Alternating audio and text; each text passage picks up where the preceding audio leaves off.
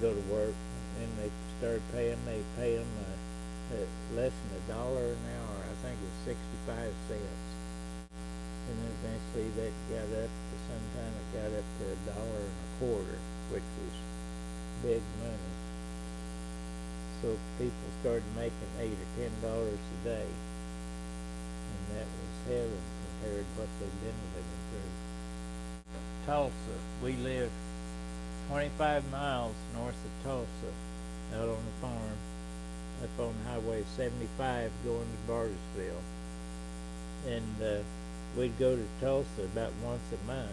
Now we go every day. But anyway, we'd go to Tulsa in the stores. Oh, there was only about 20,000 in Tulsa at that time.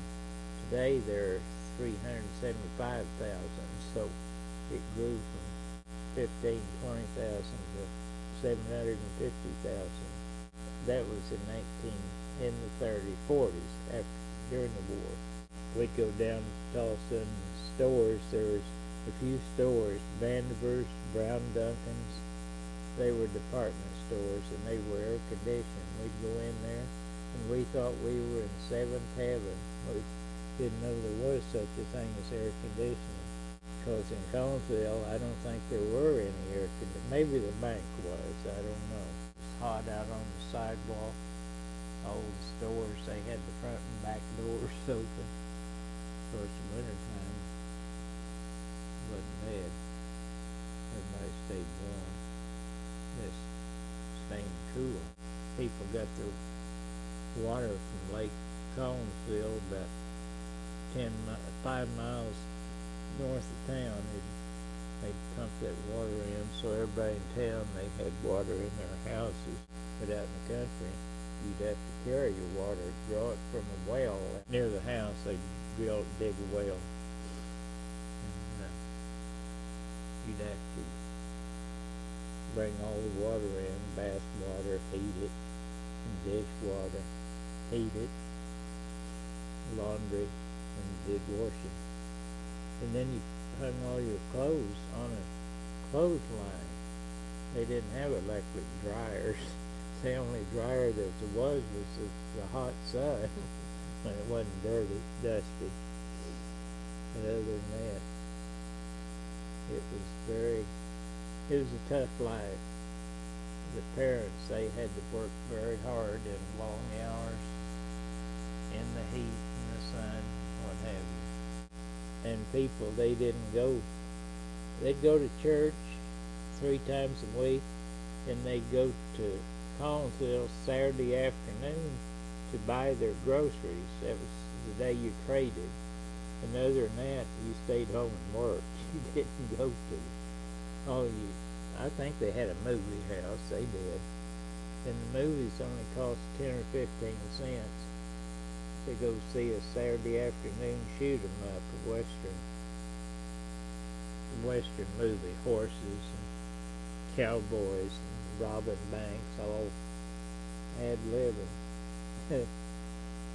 None of it was true, but it's entertainment. And a bottle of Pepsi,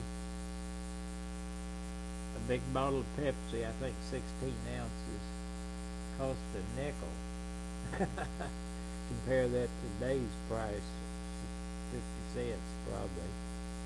But anyway, we'd have Pepsi, and another big thing was everybody raised corn. You'd raise popcorn, you'd shell it out by hand, and you'd have popcorn, pop it in a skillet or some kind of metal container. And if you had popcorn and a Pepsi once or twice a week, that was pretty luxurious. Now we have Pepsi for half the meals. Price has gone up a little bit, obviously. But for entertainment, we'd make our own toys. You'd go to Cress's, that was a department store, and they have little miniature toys in there, 10, 15 cent type. That's where the fresh and dime store came in, because you'd buy a lot of stuff for a nickel or a dime. So they had one at Collinsville. It was Henry's 5 and dime store. That's what they called it. And that was quite a novelty. You go in there and you had a quarter, you'd be tremendously wealthy. Usually you had 10 or 15 cents. So it was kind of tough all over. But then the war came along in 1941. Japanese, December 7, 41.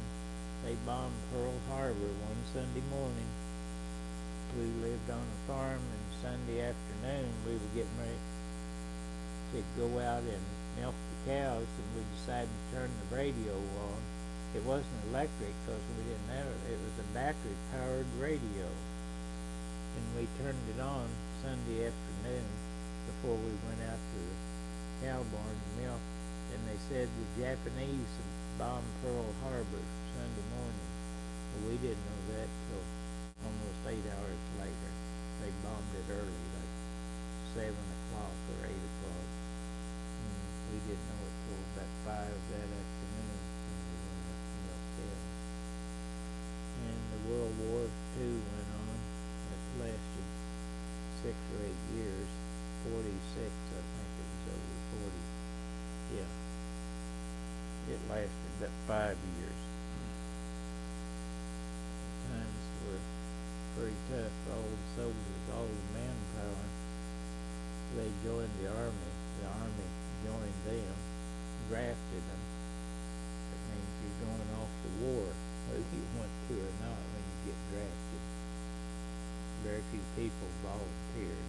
So everybody went off to war, and that lasted 5 or 6 years, and that was over. And of course, obviously, we won.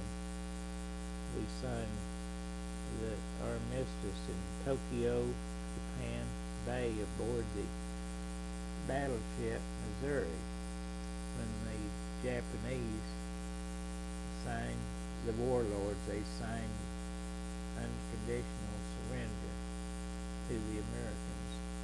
And then after the war was over, everybody went home, and things started progressing. Things were modernized, and times are still tough, but it was a lot better than it was. When I say a lot better, people at least they could go to a picture show once a week or something like that. About everything you did was about, if you do it once a week, you were lucky. Nobody went to college. You go to college, Julia's going to college, but back then, no one hardly went to college. Only if your dad was a banker or a doctor, extremely wealthy by everyone else's standards.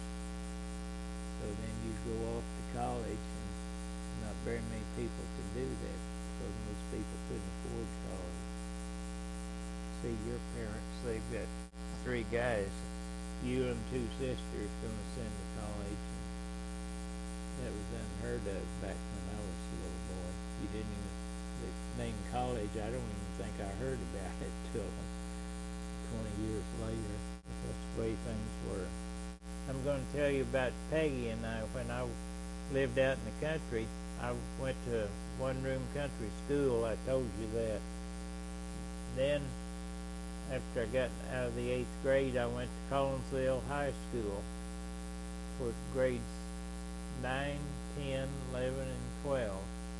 We lived 4 miles from town, and the school bus came by. I rode an old International truck, school bus bed on it. Everyone out in the country, they'd run that old bus, and the reason we had an old bus was during the war, they didn't make equipment for the people, they made it for the war machine. But anyway, we rode the old school bus, and that's where I met Peggy, at Collinsville High. It was right downtown. I imagine there were 28 in our grade, first year of school, freshmen.